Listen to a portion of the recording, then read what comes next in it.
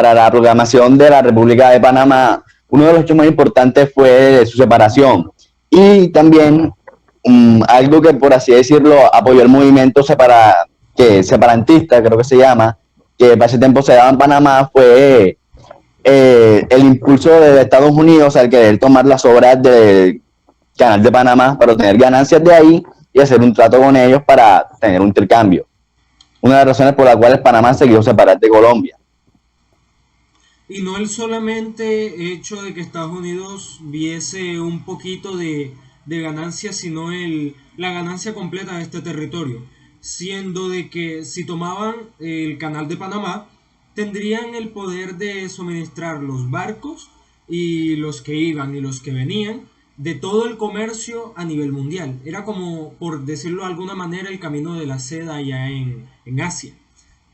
Por esto se dice que es un camino muy importante y Estados Unidos dijo, si lo tomamos, nos hacemos con muchísimo poder. Entonces por esto fue que lo hicieron. Vale, otro punto que me gustaría importar y es bastante importante para la historia colombiana sería su modernización. ¿Cómo fue este proceso?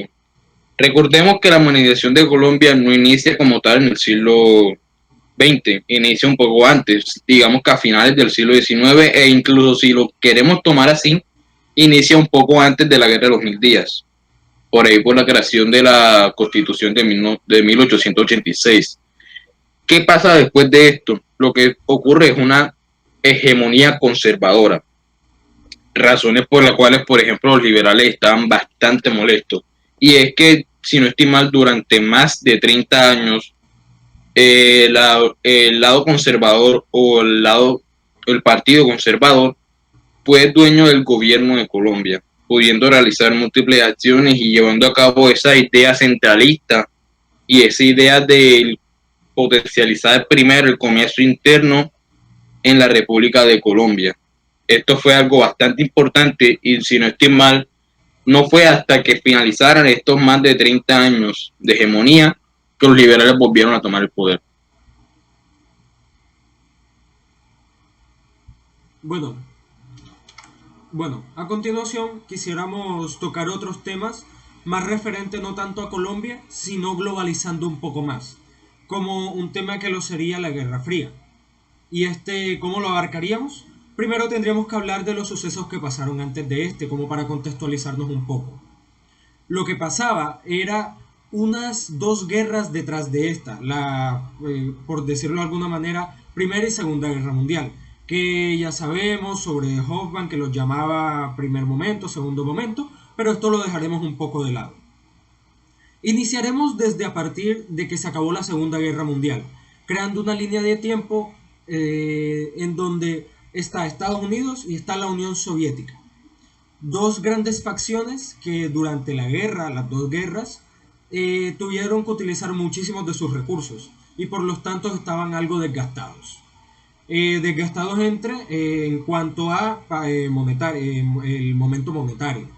Entonces, si estos quisiesen irse a una guerra, así como la fue la primera o la segunda, los dos terminarían muy, muy mal, más de lo que ya estaban. Entonces, ¿qué hicieron? Crear una guerra, como por decirlo así, sin agresión. Por esto mismo se llamó la Guerra Fría. Hacían guerras en cuanto a quién era el primero en llegar al espacio, quién era el primero en ganar una carrera armamentística, quién era el primero en crear una máquina de guerra y cosas así, en donde directamente no se daban de golpes, por decirlo de alguna manera, sino que cada uno por su parte trataba de ser el mejor, ya sea que uno superara al otro y el otro iba subiendo el escalafón y así. Algo que me gustaría añadir a lo que dijo el compañero Ruiz fue que el principal propósito de esta guerra fue fue ver cuál de los dos bandos era el más avanzado, tanto tecnológica como militar, política, social y económicamente.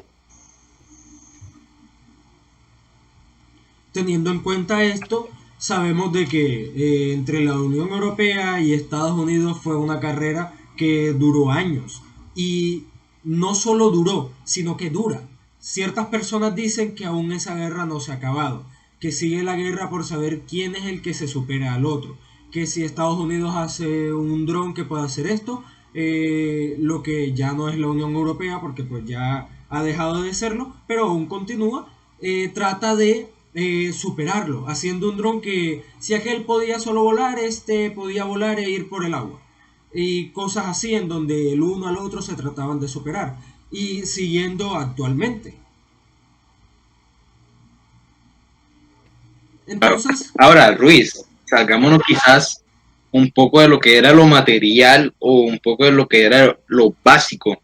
Recordemos que esta guerra, en el momento en el que se expande a Latinoamérica, lo hace de una forma muy concreta y eran las ideologías. Recordemos que Estados Unidos era la derecha más pura que podríamos haber, era el capitalismo en su máximo esplendor. Y dependiendo con quién preguntes, te podrá decir que lo sigue siendo y ese es el mayor representante del capitalismo. Por otro lado, la Unión Europea y hoy en día la Rusia son la máxima representación del comunismo, casi tanto como el socialismo en China, que son dos ideologías bastante parecidas entre sí.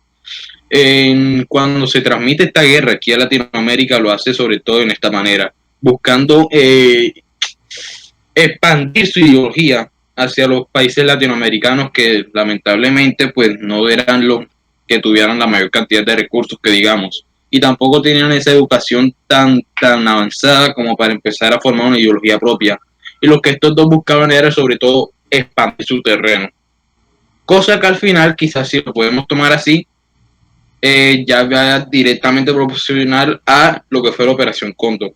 Si me das permiso de hablar sobre este tema un poco a profundidad. Vale, ¿qué fue la Operación Cóndor? Básicamente fue el intento o la operación que logró, según a quien le preguntes, evitar que el comunismo slash socialismo de Rusia o China, si lo quieres también incluir, se expandiera a territorio latinoamericano. Obviamente no se logró al 100% y hubieron países como por ejemplo Cuba que tomaron ideologías izquierdistas debido a múltiples dictaduras que se formaron. Pero si nos vamos al bloque latinoamericano, nos damos cuenta que Estados Unidos logró su cometido y sobre todo el capitalismo fue lo que más se infundó y es lo que más vive hoy en día en países latinoamericanos. Por lo tanto, la derecha podríamos decir que ganó por lo menos en este territorio. También gracias a la Operación Cóndor se dio el asesinato de múltiples líderes de izquierda y podríamos decir que no solamente fue una operación ideológica, sino también un poco de asesinatos, si lo quieres llamar así. A ver, Juan Diego, me gustaría saber tu opinión sobre algún otro tema o algo así, o Ruiz. Un tema que también entra dentro de lo que tú estás hablando, que son las guerrillas, que son todas estas que causaron los asesinatos, que fueron una serie de movimientos armados que se dieron durante varios países en esta región que fue Latinoamérica. Estas generalmente querían tomar el poder, como tú lo dijiste, querían expandirse tomando el poder político de varios países mediante vía armada, por así decirlo. Estos generalmente hacían parte de la izquierda extrema o la izquierda radical, y algunas secciones tenían características de derecha. En algunos de los ejemplos que surgieron durante estos países fue la FARC en Colombia, el ZLN en México y otros muchos más. y no solamente unos grupos armados en Colombia o en México. También se dieron grupos armados alrededor de toda lo que es partes de Centroamérica y Latinoamérica. Estando en Chile, estando en Argentina, estando en Cuba, estando en todas partes. Y quisiéramos continuar este tema luego de una breve pausa comercial. Continuamos.